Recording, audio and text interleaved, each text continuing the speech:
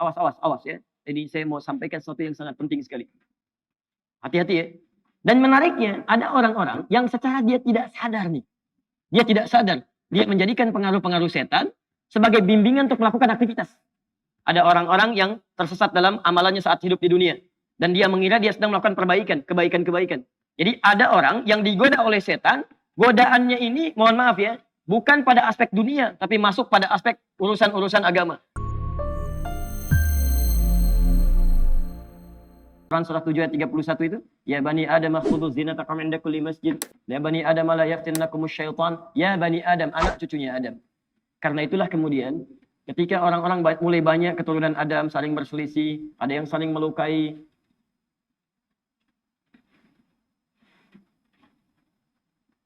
Kan nilai yang dalam kehidupan. Kenapa kamu saling menyakiti? Kenapa kalian saling terpecah belah? Kenapa kalian saling berselisih? Kenapa kalian saling macam-macam hal-hal yang buruk ditampilkan di situ dan diberikan sentuhan? Kalian ini bukan cuma sekedar teman, tapi saudara satu ayah moyang yang sama. Taib, diturunkanlah kemudian kalimat untuk laki-laki, ukht untuk perempuan.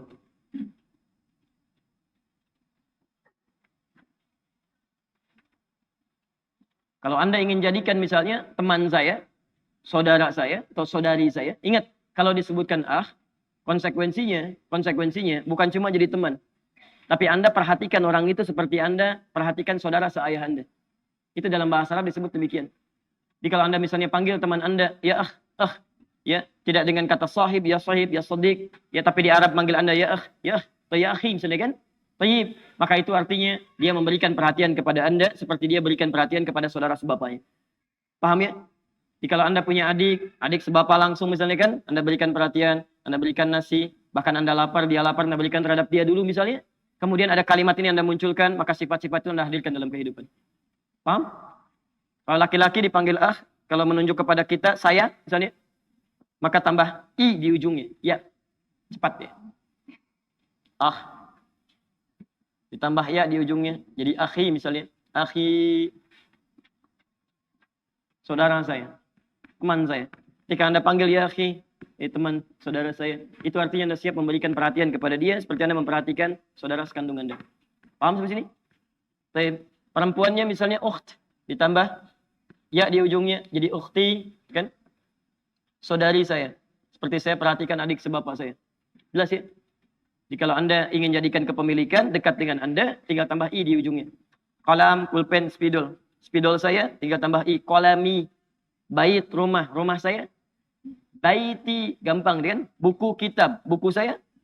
Kitabi, selesai. Mudah ya. Gampang kan bahasa Arab? Baik. Teras, halaman depan. Halaman depan saya. Itu ngarang ya. Itu ngarang. Itu nggak ada. Kalau Anda jamakan, laki-laki jamaknya ikhwan. Ikhwan ini. Ikhwan itu banyakan. Ya, awas hati-hati. Ikhwan itu banyakan. Kalau seorang Ustadz, saya seorang ikhwan. Bukan. Ikhwan itu banyak. Baik ya. Kalau antum seorang akhwat, itu perempuan. Ustadz, saya seorang akhwat. Bukan. Enti banyak gitu kan. Baik. Ini laki-laki, ini perempuan. Kalau Anda ingin satukan, ingin Anda satukan, maka berubah kalimatnya jadi ikhwatun, ikhwah, pakai tamar butoh. Ikhwah. Saya sering dengar kalimat ikhwan, akhwat. Sebetulnya bisa Anda singkat, ikhwah. Selesai gitu kan? Ikhwah sekalian. Itu selesai kalau ikhwah itu sudah mencakup laki-laki dan perempuan. Kalau Anda ingin khususkan laki-laki, sebut ikhwan. Kalau Anda ingin sebutkan perempuan khusus, sebut akhwat. Nggak ada masalah Anda sebutkan ikhwan dengan akhwat, itu nggak ada masalah. Kalau ingin disingkat jadi apa? Ikhwatun. Tapi kalau Anda menemukan kalimat ikhwan di dalam Quran ataupun di dalam hadis, maka kalimat itu tidak hanya ditujukan untuk laki-laki, tapi mencakup juga untuk perempuan. Karena asal kata mudzakkar itu sifatnya umum kalimatnya selama belum dikhususkan dalam bentuk perempuan. Jelas? Baik. Quran surah ke-3 ayat 103. Posisi paling kanan ke atas agak sedikit ke tengah. Cukup panjang ayatnya. Lihat. Kalimat yang kelima ini dibuka dengan kalimat yang khusus. Beda dengan sebelum-sebelumnya. Kalau sebelum-sebelumnya cuma uraian yang ini tidak. Wa'tasimu bihablillahi jami'a. Wa la tafarraqu. Awas hati-hati. Awas wa'tasimu bihablillahi jami'a. Berpegang teguhlah pada ketentuan Allah semuanya. Ayo, wala tafarraqu, jangan berpecah belah. Jangan terpecah-pecah. Ya, Masya Allah, hati-hati. Hati-hati, segala sebab-sebab perpecahan dalam kehidupan, sebab perselisihan, macam-macam yang membuat Anda terpecah, itu nggak boleh terjadi. Harus nyatu.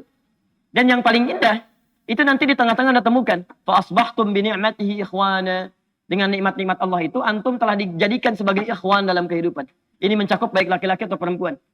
Awas hati-hati. Wa kuntum ala syafa khufratin minan nari fa'anqadhakum minha. Padahal kalian itu dulunya sudah jauh dari kebaikan-kebaikan, hampir masuk ke dalam neraka, sudah di persimpangan. Jadi dulu saat ayat ini diturunkan, kehidupan orang-orang jahiliyah satu dengan yang lainnya, yang belum jadi muslim itu, yang belum ada ukhuwah Islamiyah, yang belum jadi ikhwah itu, mohon maaf, itu saling terpecah belah, saling menyakiti, saling mencela, saling memukul, sedikit-dikit ada perselisihan, beda sedikit langsung marah, langsung macam-macam dan sebagainya. Apa yang terjadi? Begitu turun Quran, semua berubah jadi lembut. Bahkan Nabi persaudarakan, jadi ukhuwah itu. Hebatnya luar biasa, yang pecela jadi pecinta, yang pemukul jadi perangkul, sampai indahnya luar biasa. Saudara, bukan cuma saudara biasa, bukan cuma teman biasa, tapi betul-betul sebagai saudara seperti seorang yang layaknya satu ayah yang sama. Anda sering dengar kisah kan? Bagaimana orang-orang yang kelaparan diberikan makanan didahulukan padahal dia pun lapar. Orang yang kehausan diberikan minuman padahal dia pun haus. Dan kisahnya banyak di Quran. Sampai turun Quran surah ke-59 ayat 9 sampai 10 itu. Wa yu'thiruna 'ala anfusihim walau kana bihim khassasah. Bahkan bisa memberikan yang terbaik untuk saudaranya sekalipun dia sangat membutuhkan. Mungkin Anda pernah dengar kisah kan? Ya Ikrimah dengan pasukannya itu. Ketika selesai berjihad, qadarullah menembus medan perang yang sangat sulit luar biasa. Kemudian beliau sekarat kan? Dalam keadaan sekaratnya, di beberapanya ada prajuritnya, mulai terlihat kehausan. Ada orang tergopoh-gopoh memberikan minuman. Ketika akan diminum oleh beliau, disodorkan begini, dia melihat kawannya. Cuman level rendah, tapi melihat dia kehausan. Yang dikejar komandannya melihat, ini prajurit saya nih. Dia juga butuh minuman, dia kehausan. Apa yang terjadi? Tolong berikan dia duluan. Wah, dan gitu ya. Tapi begitu diberikan pada temannya melihat lagi yang lain. Tolong dia duluan. Begitu akan diberikan, lihat lagi, tolong dia duluan. Begitu teman yang keempat, nunjuk lagi pada komandannya. Tolong, beliau duluan. Begitu akan diberikan, ternyata meninggal dunia. Dikejar yang satu meninggal dunia. Kejar yang satu meninggal dunia. Keempat-empatnya tidak ada yang minum. Hanya ingin memberikan yang terbaik untuk saudaranya. Anda bisa bayangkan, sahabat mulia, dekat dengan Allah, berjuang dengan Nabi, wafatnya syahadah, bahkan dalam syahidnya, masih mementingkan kepentingan orang lain untuk dirinya, daripada dirinya. Ada orang sahabat bukan, tabiin bukan, kerabat Nabi juga bukan. Masya Allah, hidupnya jauh dari Nabi SAW. Jadi kan, wafatnya belum tentu syahid. La haula wala quwata illa billah. Semua dipentingkan untuk dirinya sendiri. Ya, sahabat Nabi Qurannya sama, hadisnya sama, Nabinya sama sampai dengan sekarang. Dulu orang pencela jadi pecinta, pemukul jadi perangkul, yang keras jadi lembut. Kenapa orang sekarang Qurannya sama, hadisnya sama, Nabinya sama? Ya tiba-tiba bisa jadi kasar, jadi pencela, kemudian jadi pemukul dan sebagainya. Ada yang salah di situ. Ya. Dan dia gunakan kalimat di sini ikhwan dan akhwat. Ikhwan, akhwat, akhi, ukhti. Tapi menyalahi kaidah Qurannya. Karena Qurannya mengatakan ketika Anda menyebut ikhwan, akhwat, ikhwan, itu wa'tasimu bihablillah wa la tafarraqu. Ya, selesai kalimatnya jami'an semuanya. Jangan satu-satu itu. Jadi nggak boleh kemudian terjadi ada orang-orang Islam. Seharusnya nggak boleh saling berselisih, kan? Saling mencela, saling macam-macam. Padahal pegangan Qurannya sama, hadisnya sama. Ada yang salah pasti di situ. Pasti ada yang keliru. Karena kalimat persaudaraan Islam itu dibuka dengan kalimat ikhwah. Dan kalimat ikhwah itu fa'asbahtum bi ni'mati ikhwana. Ya, kata Al-Quran, dengan nikmat Allah, kami sudah jadikan kalian itu satu saudara. Teman yang menjadi saudara dalam kehidupan. Dan itu dibuka dengan kalimat, lihat kalimatnya. Wa'tasimu bihablillah. Tapi itu syarat ya. Di sepanjang Anda berpegang dengan ketentuan Allah, maka persaudaraan ini akan bisa dibangun. Tapi kalau tidak berpegang dengan ketentuan Allah Subhanahu wa Ta'ala, maka sulit akan menemukan yang seperti ini. Ya, maka belajar dengan benar. Bagaimana Allah menurunkan kitab sucinya. Seperti apa maknanya. Pelajari oleh Anda. Kalau sudah pelajari dengan baik, tahu surganya, tahu nerakanya, tahu manfaatnya ibadah, tahu tentang pahala, tahu tentang harta tidak akan abadi, itu mudah kita memberi pada orang lain. Itu maksudnya. Jelas ke sini? Baik. Terakhir. Ada yang tidak saya sebutkan di sini, ini peran antagonis. Jadi kalau Anda ikut hukum Allah, maka sifat persaudaraannya temannya ukhuwah. Laki-lakinya perempuannya ukht. Jamanya ikhwan, ini akhwat, keduanya ikhwah. Bersatu dalam hukum Allah. Ya, bersaudara dalam hukum Allah. Jadi bukan dalam hukum biasa. Ya kalau bersaudara hukum biasa, jangankan orang Islam, non-Muslim juga bisa. Tapi orang-orang yang disebut ikhwah ini, walaupun dia dekat, sering membantu, baik, tapi tidak mengabaikan hukum-hukum Allah Subhanahu wa Ta'ala. Jelas di sini? Jadi ketika temannya datang, dia mau jamu, bukan karena dia mau datang, tapi karena Allah perintahkan. Ketika dia mau memberi, bukan karena dia butuh, tapi karena Allah perintahkan. Paham sampai sini? Ini yang dimaksud dengan ikhwan, dengan nikmat Allah Subhanahu wa taala. Maka kalau sudah seperti ini hidupnya nikmat. Ada yang kedua, hati-hati. Dekat juga hubungannya. Tapi kedekatannya tidak dibangun dengan hukum Allah. Tapi dibangun dengan syahwat yang mengikuti was-was ataupun bisikan-bisikan setan. Maka oleh Al-Quran diistilahkan pertemanan ini dengan nama qarinun, jamaknya qurana. Awas hati-hati. Qarinun, jamaknya qurana. Awas ya. Ini saya mau sampaikan sesuatu yang sangat penting sekali. Hati-hati ya. Misal kalimat qarin pertama kita temukan di Quran surah ke-4 An-Nisa ayat 38. Quran surah 4 ayat 38.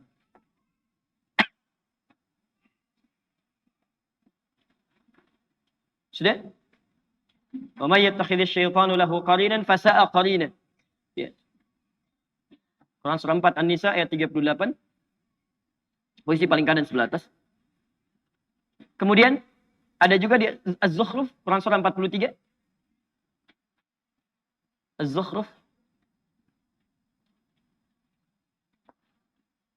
Dari ayat 34 sampai ayat 36.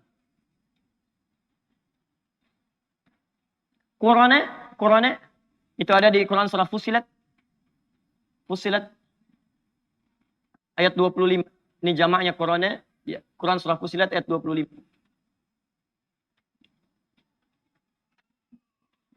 Setelah saya tutup ini, baru kita masukkan langsung ke syafaat. Dan kita bisa akhiri uraian kita dengan baik, insyaAllah.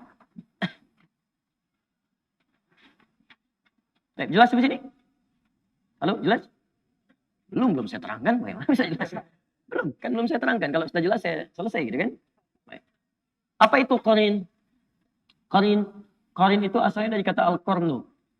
Sesuatu yang menempel lekat. Sesuatu yang menempel lekat. Al-qarnu.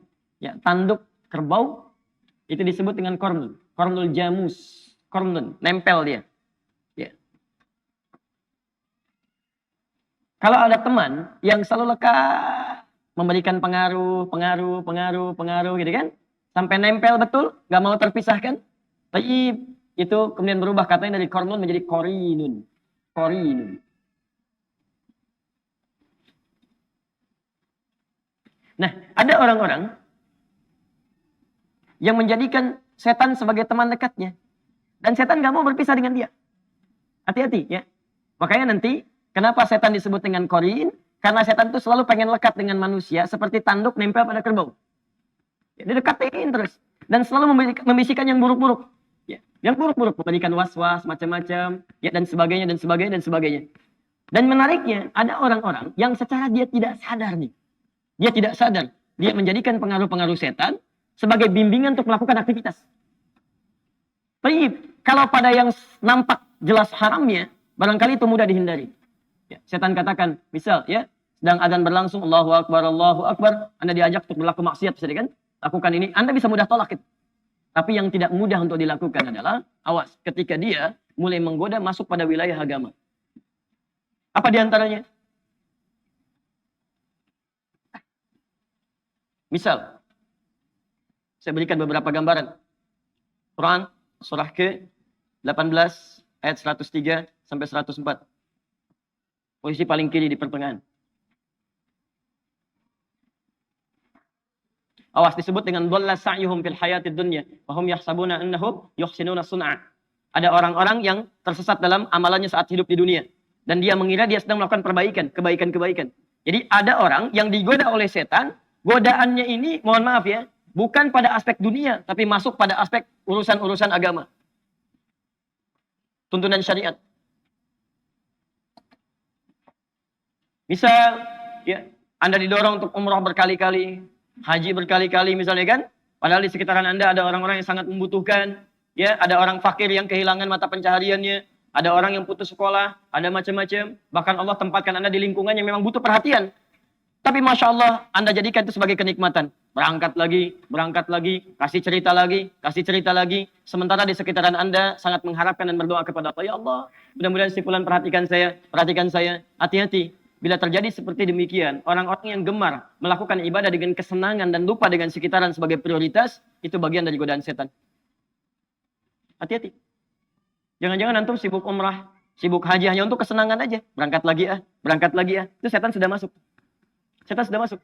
Termasuk menanamkan perselisihan, perpecahan, dan sebagainya. Ya, bahkan Nabi sampai mengingatkan, jangan sampai ada orang belajar, siapapun, orang yang belajar, man ta'allama ilman, siapa yang mempelajari satu ilmu, ya, la yuridu bihi, dia tidak meniatkan untuk pencariannya ini, ya, li ghairi wajhillah, selain kepada ridha Allah Subhanahu wa taala. Ya. Apa di antaranya? Ada yang belajar untuk mendebat orang lain, ada yang belajar untuk menjadikan dirinya hebat, ada yang belajar untuk dikenal, ada yang belajar untuk dinilai sebagai seorang alim. Kata Nabi, la yashtamu raihatal jannah. Dia tidak akan pernah mencium bau surga. Hati-hati. Tidak sedikit orang-orang belajar hanya sekedar menampakkan, nih saya yang paling hebat dibanding dengan yang lainnya. Termasuk para ustadz juga, Anda harus sering doakan. Apa Anda kira mudah jadi ustadz? Tidak. Riaknya mungkin ada di situ. Ingin banyak dikenal dengan jamaahnya, tidak ingin terpisah dengan jamaahnya, tidak ingin kehilangan jamaahnya, tidak ingin kehilangan popularitas. Itu tidak mudah. Makanya Nabi ketika akan berdakwah, yang turun pertama itu ayat dakwah, fikih dakwah dulu. Silakan lihat begitu turun surah Al-Mudaththir itu. Lihat di asbabul wurudnya, asbabul wurud hadisnya, asbabun nuzul ayatnya. Ada di hadis Al-Bukhari, nomor hadis yang keempat, posisi paling kanan sampai dengan kiri ke sebelah atas dari Jabir bin Abdullah. Ketika turun Quran surah Al-Mudaththir itu. Ya ayyuhal mudaththir, hei yang sedang berselimut, ya, Masya Allah, qum fa'anzir, sekarang mulai berikan peringatan. Apa kaidahnya? Wa rabbaka fakabbir, niatkan tulus untuk mengesahkan Allah, bukan yang lain. Ini artinya apa? Tidak sedikit orang-orang pendakwah yang ketika dia berdakwah niatnya bukan karena Allah, tapi karena yang lain.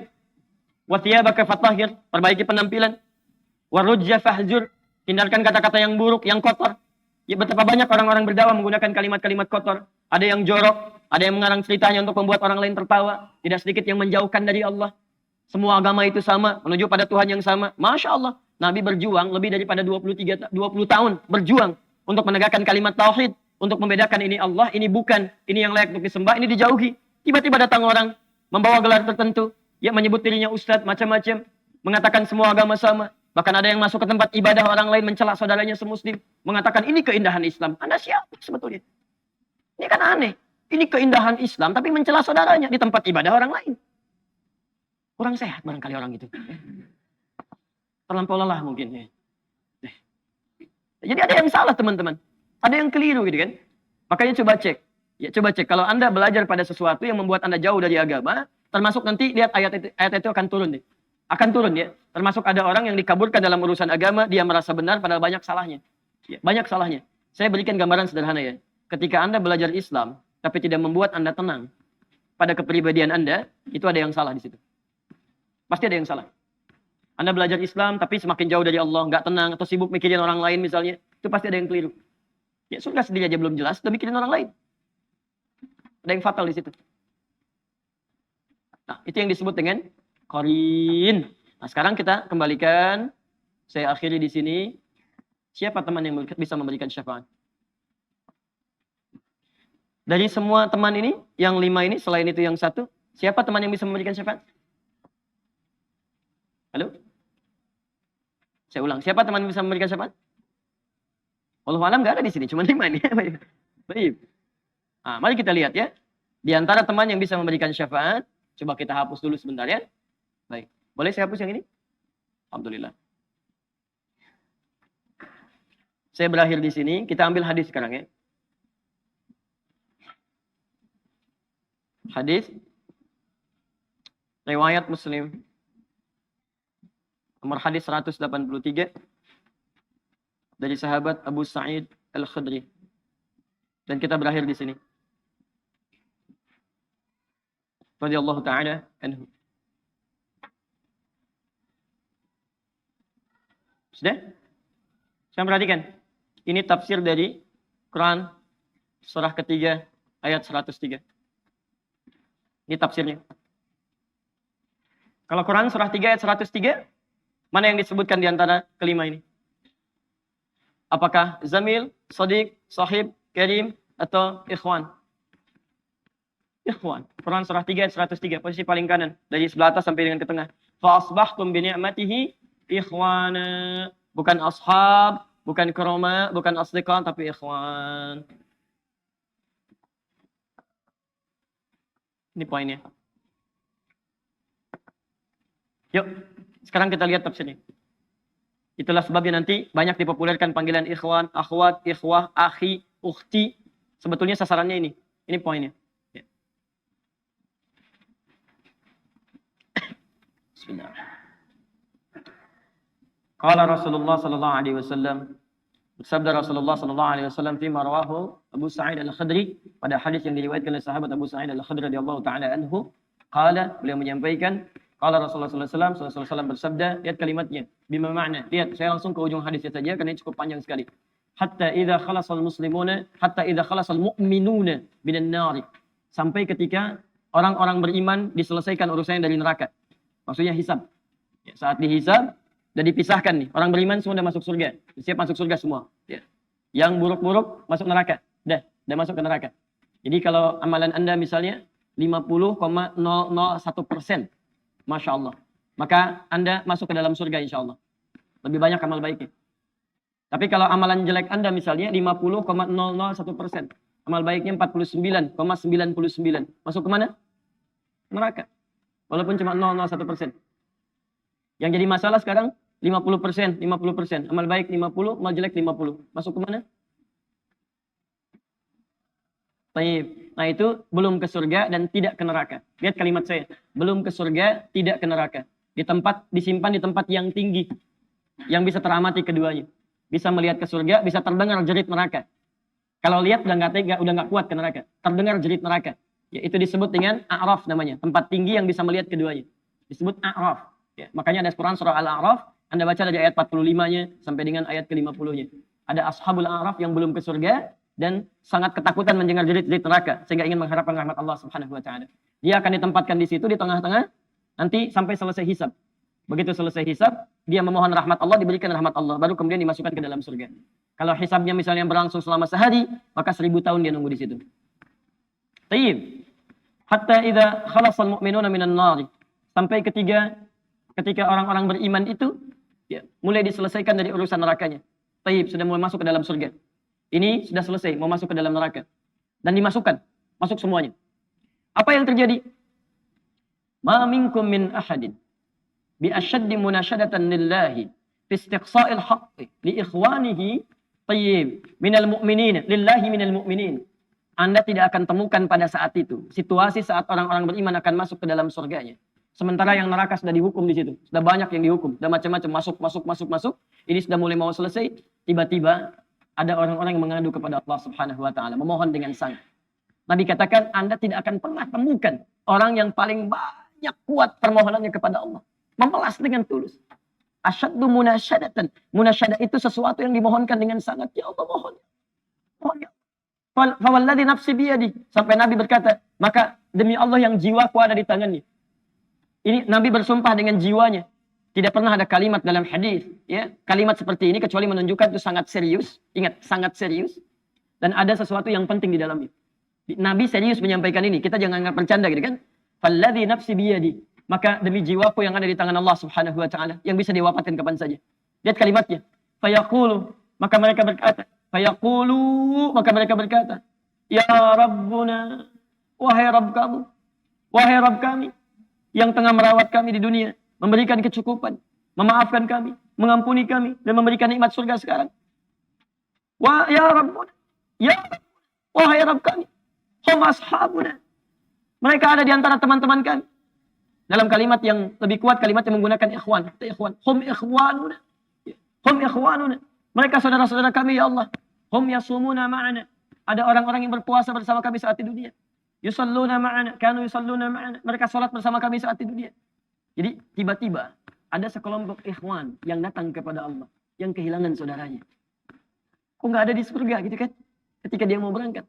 Padahal dulu punya cita-cita yang sama dan sebagainya. Tapi karena bekalnya tidak cukup, sebagian ada yang masuk ke dalam neraka. Tiba-tiba mengatakan kepada Allah dengan permohonan yang sangat. Ya Allah, saya kehilangan saudara saya. Ya Allah, saya kehilangan saudara saya. Ya Allah, dulu kami puasa sama-sama. Ya Allah, dulu kami sholat sama-sama. Ya Allah, dulu kami ibadah sama-sama. Ya Rabb, kami tidak temukan dia di sini. Ya Allah. Terus mohon. Sampai ketika puncak pada permohonannya, tiba-tiba Allah berfirman, akhriju man araftum. Hei para malaikat, keluarkan orang yang dikenali oleh orang-orang ini. Yang disebutkan tadi.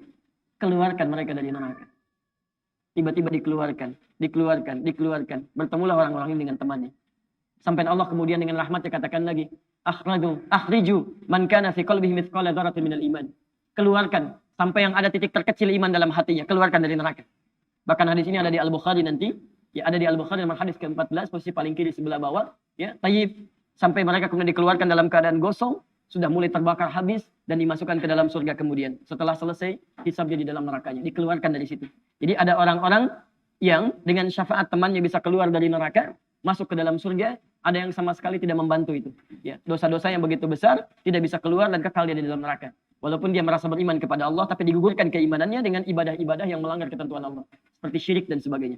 Tapi poinnya adalah, tiba-tiba ada segolongan teman yang memohon kepada Allah Subhanahu wa Ta'ala. Ya Allah, kami puasa sama-sama, kami ibadah sama-sama, kami sholat sama-sama, ya Allah. Cuman saya nggak temukan dia di sini. Itu indah. Nah, permohonan sesuatu untuk melengkapkan pada yang kurang disebut dengan syafa' namanya. Pelengkap yang kurang disebut dengan syafa'. Makanya di tarawih itu ada salat syafa'.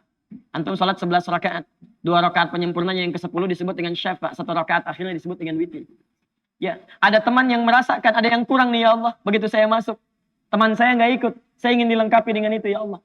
Baik, permohonan untuk menggenapkan sesuatu yang kurang dengan sifat yang sangat memohon luar biasa, maka kalimatnya dirubah dari syafa' menjadi ditambah tak di ujungnya dengan alif di tengahnya. Jadi syafa' ini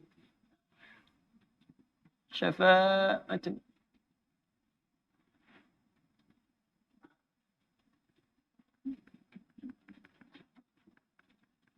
Permohonan untuk mendapatkan kelengkapan nikmat. Permohonan untuk mendapatkan kelengkapan nikmat yang belum didapatkan.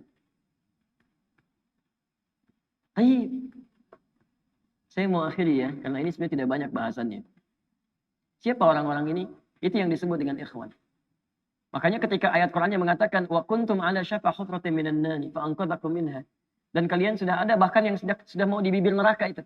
Karena ketika diangkat itu oleh Allah Subhanahu wa taala dengan perintahnya, ya diperintahkan oleh Allah. Tayyib, dalam bahasa hadisnya ada yang diangkat baru neraka itu masuk ke kakinya sampai ke betisnya. Ada yang sudah masuk sampai ke punggungnya. Ada yang sudah ke lehernya dan ada yang sudah tenggelam di dalamnya. Tayyib. Jadi ada yang baru di bibir neraka, diangkat. Ada yang baru sudah mau masuk ke neraka, diangkat. Ada yang sudah tenggelam, diangkat. Jadi macam-macam. Ya, fa asbahtum bi ni'mati ikhwana. Siapa yang bisa mengangkat itu semua? Di antaranya Allah berikan nikmat kepada Anda dengan dapatnya ikhwan-ikhwan dalam kehidupan. Cuma itu yang bisa menolong Anda di hari akhirat, teman-teman terbaik. Selain syafaat-syafaat yang lain. Ada orang mendekat kepada Al-Quran. Ada orang sering bersalawat kepada Nabi. Ada orang mendekat pada hukum-hukum Allah. Ada orang-orang yang belum bisa maksimal menunaikan itu semua. Dia cari teman-teman yang soleh yang menunjukkan pada kebaikan-kebaikan. Bukankah sering Anda dapati seperti itu? Mungkin Anda bersahabat dengan teman yang tingkat ibadahnya jauh di atas Anda. Anda masih sibuk dengan urusan dunia. Tapi masih menunaikan sholat. Masih puasa. Tapi karena kesibukan dunia Anda, Masya Allah, kurang bekal ibadah Anda. Tapi beruntungnya Anda dengan punya teman yang soleh. Berjamaah dengan imam yang soleh. Puasa dengan dia. Buka sama-sama. Kadang sering ikut-ikut misalnya dalam ta'limnya, dalam macam-macamnya. Masya Allah. Maka tiba-tiba ketika Anda dikenal oleh dia, diingat oleh dia, di akhirat nanti, tidak ditemukan Anda. Ya Allah, dia kawan saya, ya Allah. Dia teman saya, ya Allah. Dia saudara saya, ya Allah. Kami pernah ta'lim sama-sama, ya Allah. Kami pernah puasa sama-sama, ya Allah. Kami pernah sholat berjamaah sama-sama, ya Allah. Mohon jangan pisahkan, ya Allah. Pisah. Tanya, sudah Anda punya teman seperti itu? Yang bisa menolong dalam kebaikan. Kalau belum temukan, cepat cari. Mumpung masih hidup. Sebab kalau sudah kehidupan itu berakhir, tidak mudah untuk menemukannya. Maka pastikan di kantor Anda, teman Anda bisa membawa Anda ke surga. Pastikan di rumah Anda, pasangan hidup Anda adalah teman yang bisa membawa Anda ke surga. Pastikan di tempat kehidupan Anda, siapapun tetangga Anda, kerabat Anda, teman-teman sekolah anak Anda, adalah teman yang bisa mengingatkan dan membantu Anda untuk mencari Anda bisa masuk ke dalam surga. Dan saya mohon pada Anda semuanya, tolong ingat ini ya, baik-baik. Kalau nanti di akhirat, Anda tidak temukan saya di surga. Tolong ingatkan kepada Allah. Pernah ada di sini. Saya pernah ada di sini. Tolong ingatkan. Kalau antum di akhirat nanti tidak temukan saya di surga, tolong ingatkan. Ya Allah, mohon ya Allah. Adi Hidayat pernah mengajar saya dan mengingatkan saya di sini. Ya. Subhanakallahumma wa bihamdika asyhadu an la ilaha illa anta astaghfiruka wa atubu ilaik. Wa akhiru da'wana alhamdulillahi rabbil alamin. Assalamualaikum warahmatullahi wabarakatuh. Like and subscribe.